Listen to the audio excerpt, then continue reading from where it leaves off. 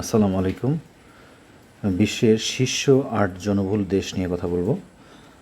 শীর্ষ ৮ জনবহুল দেশের মধ্যে সর্বপ্রথমে আছে ভারত। তাদের জনসংখ্যা হচ্ছে ১৪৪,১৭,০০,০০০।